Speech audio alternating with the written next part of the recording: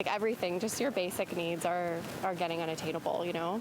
A new Statistics Canada report found that almost half of Canadians feel that rising prices of everything from food to housing is making it really challenging to keep up with day-to-day expenses. And that's probably not all that surprising, and you probably don't need a Statistics Canada report to let you know how hard it is, but it's actually an increase from 2 years ago when about a third of Canadians felt that pressed about prices. When I'm not working, when I'm in school, it can feel like a lot. It can really add up. Just even the price of like produce can get really expensive. I have my own business, so I'm self-employed and I'm a freelancer, and I find that most months I make pretty good money, but even so, living here is really tough.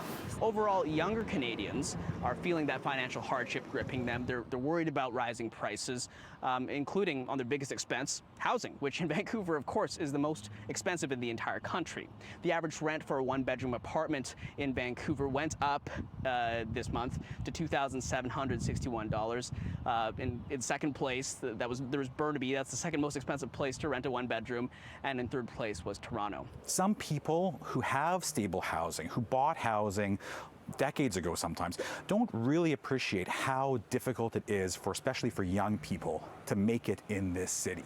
Peter Waldkirch is with Abundant Housing Vancouver, which advocates for more housing in Vancouver and across BC, and says the housing crisis impacts every aspect of life in the city.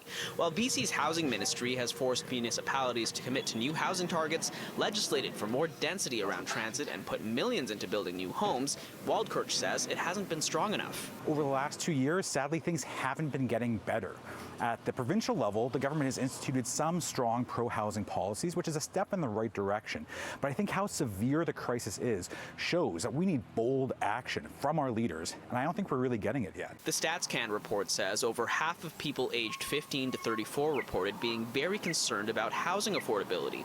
It's not unheard of to find a solution in going someplace else. Moving to Kelowna, that's what I did last year, and I'm grateful to be there.